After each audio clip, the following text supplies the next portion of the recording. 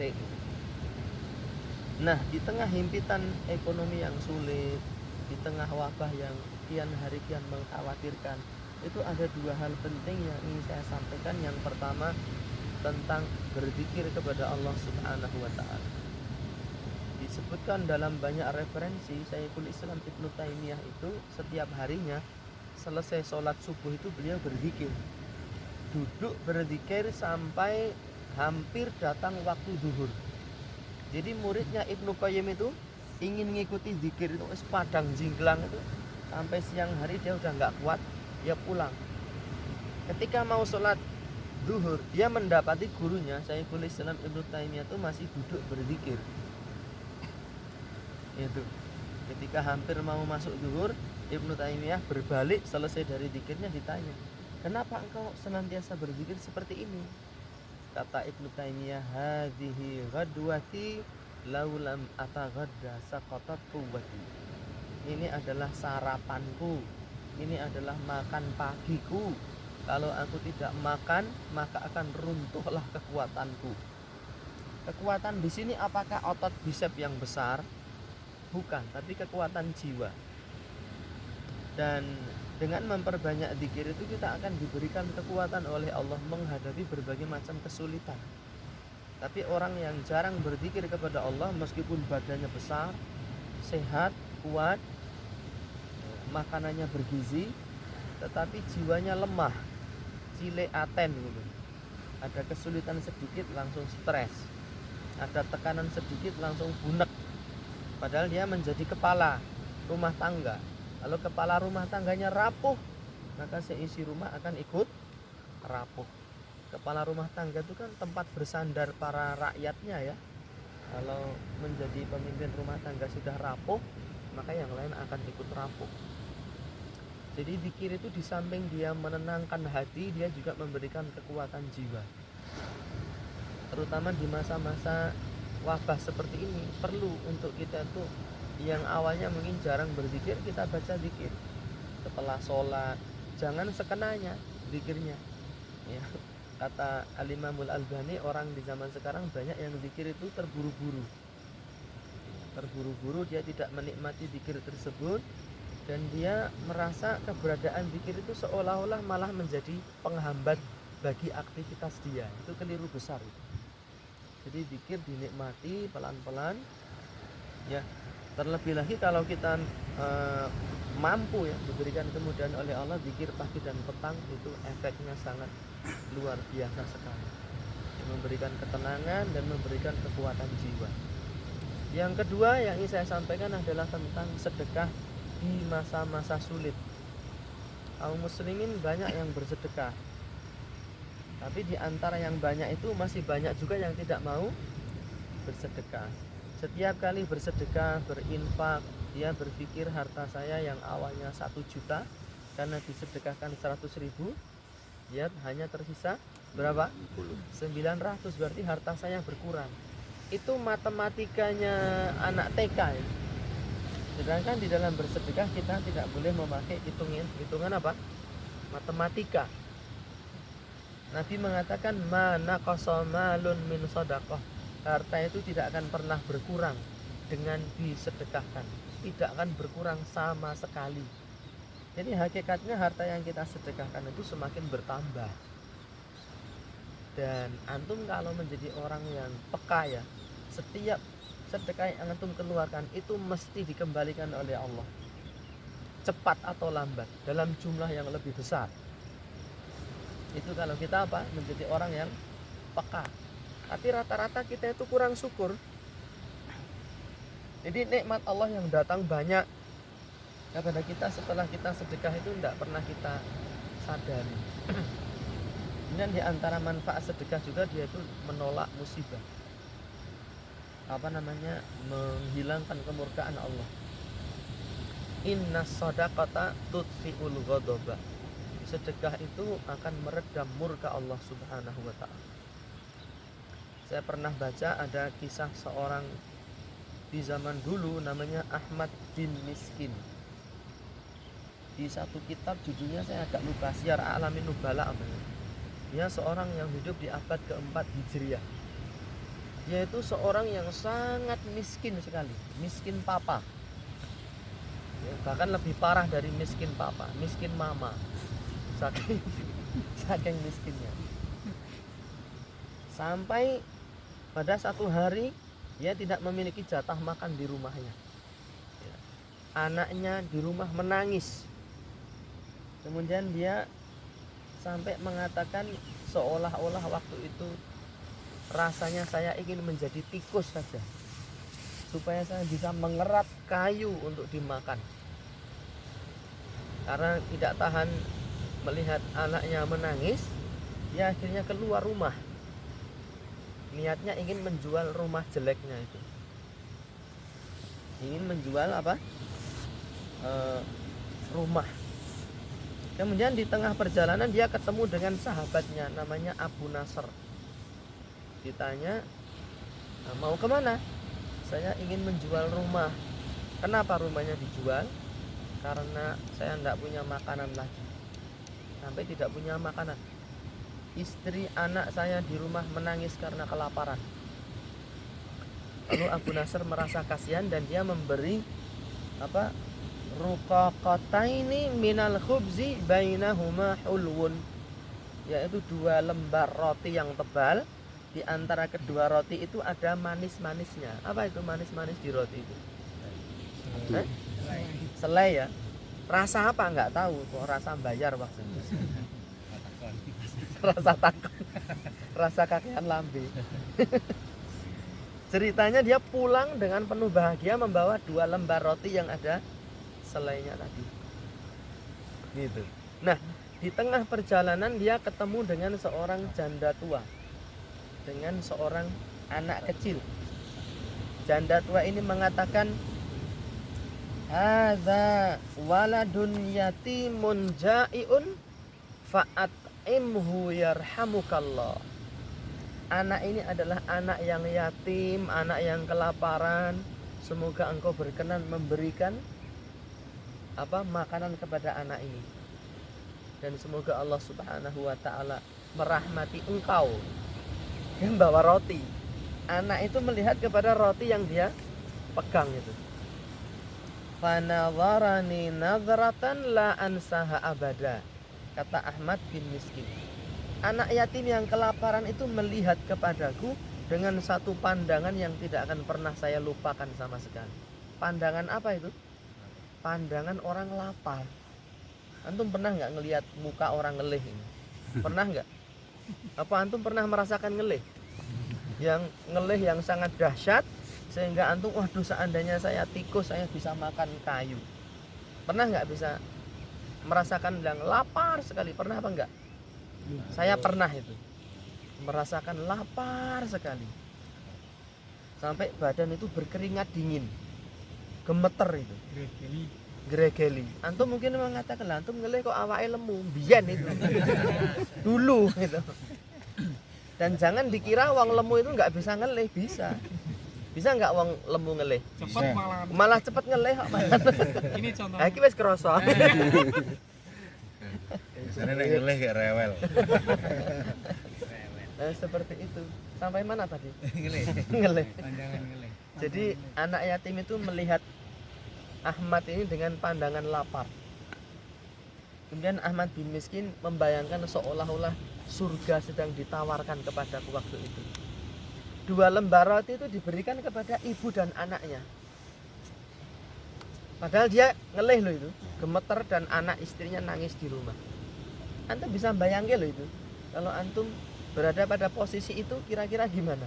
Langsung lungo gitu aja ya. Tapi 2 lembar roti itu diberikan. Itulah sedekah di masa-masa sulit. Di masa-masa wabah, rekening antum itu tinggal 50.000, diambil semua, sinar nggo. Tapi malah ketemu orang yang butuh dan kelaparan. Kalau saya berikan ini rekening saya 0, zong, nggak ada isinya. Roti diberikan kepada anak yatim dan dia pulang dengan langkah yang gontai. Tahu langkah yang gontai? Gontai itu gimana? Lemes, tanpa ada semangat hidup, ngelokro, sarwa kendo. Pulang ke rumah ditanya sama istrinya, gimana Bi? Dia hanya diem saja. Istrinya langsung tanggap, oh cetane ra entuk gawe. Anaknya nangis meraung-raung. Gitu. Kemudian tiba waktu sholat, Abu Nasr pergi ke masjid. Pasrah dah. Dodol omah ya ora payu, entuk roti loro wis dikeke wong liya, orang ngemis. Selesai sholat zuhur, dia sholat sunnah terus berzikir neng masjid ngetekur. Kemudian dia didatangi oleh sahabatnya yang tadi. Namanya siapa? Siapa tadi sahabatnya tadi? Yang ngasih roti tadi? Abu Nasr. Orang ngelih berarti cik kelingan. Abu Nasr bilang, Mat Ahmad, ada apa? Kamu segera pulang ke rumah. Lah kenapa memangnya? Di rumah ada banyak sekali makanan, kata dia. Ahmad ini malah bilang, kamu nggak usah bercanda di waktu yang tidak tepat. Mangkel ra lagi ngelih banget diapusi akeh panganan. Padahal aslinya zong. Mangkel apa enggak? Mangkel. Kata Abu Nasr, saya tidak bohong. Jadi tadi ada orang mencari kamu, dia mengaku sebagai temennya bapakmu.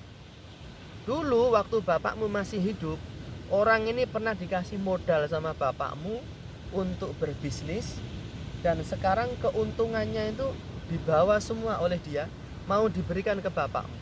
Tapi karena bapakmu sudah mati, dia mencari kamu. Dia membawa 40 ekor onta yang penuh dengan barang-barang, penuh dengan bahan makanan, penuh dengan harta. Dibayar tunai. Lalu siapa namanya? Ahmad bin Miskin lari pulang ke rumah dan mendapati 40 ekor onta yang penuh dengan perbendaharaan dunia. Kalau zaman sekarang ya 40 pick up gitu kali ya, yang penuh dengan harta dan barang dagangan. Atau 40 truk engkel yang lebih gede, yang model digelontornya terus ada jempolnya banyak itu. Kira-kira ya, Mas. Singkat cerita, Ahmad bin Miskin ini kan menjadi kaya mendadak kan. Lalu dia berbisnis, mengembangkan hartanya dan menjadi orang lebih kaya lagi. Setelah itu dia memutuskan untuk mencari ibu dan anak yatim yang dulu dia kasih roti. Dia mengatakan, sampean gak usah bekerja, gak usah kemana-mana, sampean ikut saya, seluruh kebutuhan sampean saya yang penuhi. Dan dia menjadi orang kaya yang sangat dermawan. Pernah bersedekah dengan 1000 dinar, pernah bersedekah 5000 dinar. Padahal 1 dinar itu 1 keping uang emas. Emas murni gitu loh, dinar itu. Kalau dirham kan dari perak. Wis padangnya dilanjutkan deh. Wis arep terbit matahari. Sampai mana nih? Dia bersedekah dengan 2000 dengan 5000. Jadi orang kaya. Dan singkat cerita, satu hari Ahmad bin Miskin ini bermimpi. Mimpi seolah-olah dia itu ada di akhirat, kiamat sudah terjadi, dan masing-masing orang itu menggendong dosanya, sampai dia melihat ada orang itu menggendong dosanya seperti menggendong gunung. Lalu masing-masing orang diadili dan dia dipanggil Ahmad bin Miskin. Lalu dia ditunjukkan kepada dosanya sejauh mata memandang.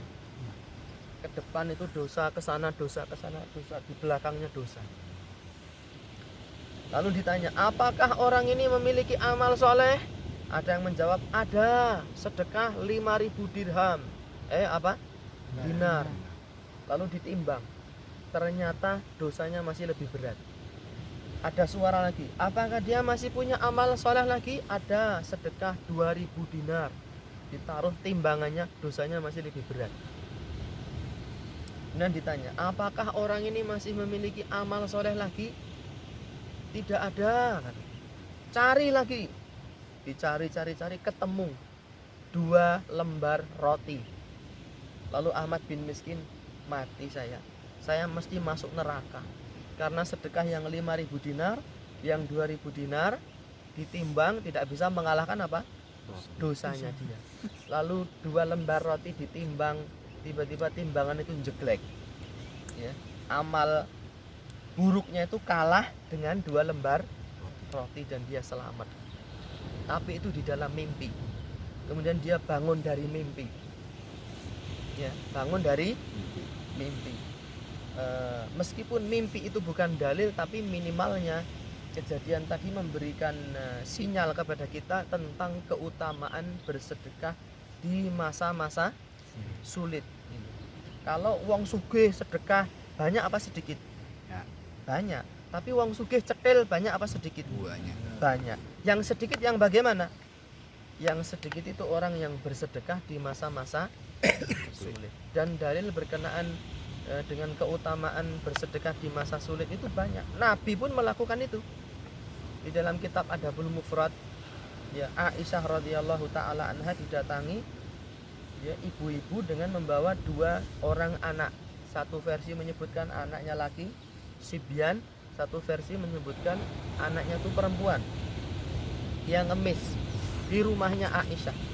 Aisyah masuk, tidak mendapati di rumahnya makanan kecuali 3 butir kurma. Ini rumah tangga Nabi loh. Di rumahnya tidak ada makanan kecuali 3 butir kurma, dan itu diberikan semua kepada wanita itu. 1 kurma diberikan ke anaknya, 1 kurma diberikan ke anaknya, yang 1 dia genggam. Kemudian selesai makan, anak itu masih melihat kepada ibunya dengan pandangan lapar. Lalu kurma ini dibelah, diberikan ke anaknya, ibunya nggak makan apa-apa. Dan Aisyah merasa apa? Takjub dengan kasih sayang si ibu tadi. Lalu ketika Nabi pulang, Aisyah menceritakan kejadian itu. Kata Nabi, wanita tadi dirahmati oleh Allah karena kasih sayangnya kepada si anak. Rumah tangga Nabi itu seperti itu. Sedekah di masa sulit, hanya punya 3 butir kurma. Itu pun disedekahkan kepada orang. Tapi jangan berpikir 3 butir itu harta kita yang terakhir disedekahkan itu akan hilang semua, enggak. Mesti akan diganti. Terutama di masa-masa wabah, itu menjadi sebab utama Allah Subhanahu wa taala menghilangkan berbagai macam kesulitan, dan yang lebih dahsyat lagi, Allah menghilangkan kesulitan kelak di akhirat. Kemudian beberapa ulama, pada akhirnya saya mendapati kisah Ahmad bin Miskin tadi dipersoalkan. Mas Suradal kecewa lagi. Tetapi dari sisi makna itu tidak ada yang salah, ya, tidak ada yang keliru. Jadi teman-teman sekalian, mudah-mudahan di waktu yang berbahagia ini Allah Subhanahu wa taala menjadikan kita orang-orang yang mau dan mampu untuk berzikir, dan orang-orang yang mau dan mampu untuk bersedekah di masa-masa sulit. Kalau biasanya 2.000, kita naik level jadi 5.000. Biasanya 5.000, naik level jadi 10.000, jadi 100.000. Terutama sedekah kepada ibu kita yang masih punya ibu. Ibu itu adalah tambang emas di dunia ini. Dia adalah orang yang paling berhak untuk menerima kebaikan dari kita, lebih dibandingkan orang-orang lain. Ibu kita ini. Jadi kalau sama ibu kita jangan menjadi orang yang bakhil. Kalau sama ibu kita jangan menjadi orang yang hitung-hitungan. Wah, ini tak kayak mamaku kok kari semene, jangan pernah. Ada riwayat juga dari Zaid, dari Usamah bin Zaid bin Harithah, kalau saya tidak salah ingat. Harga kurma di masa Utsman bin Affan itu mencapai harga yang paling tinggi, sampai mencapai 20.000 dirham, kalau saya tidak salah ingat lagi. Nah, satu kali Usamah bin Zaid ini melobangi pohon kurma yang dia miliki untuk diambil jantungnya. Lalu teman-temannya lewat, dia mengatakan, apa yang kamu lakukan? Bukankah kamu tahu harga kurma sangat tinggi, sangat mahal? Tapi kenapa kamu membunuh pohon kurma yang kamu miliki? Kata Usamah, karena ibu saya meminta kepada saya jantung pohon kurma. Selama saya mampu memenuhi keinginan ibu saya nggak ada urusan dengan mahalnya harga kurma. Selama saya mampu, saya akan lakukan semua keinginan ibu saya. Jadi nek ibu ini pengen anak endang ragu, ya endang ragu. Itu bagian dari apa? Ya, bersama dengan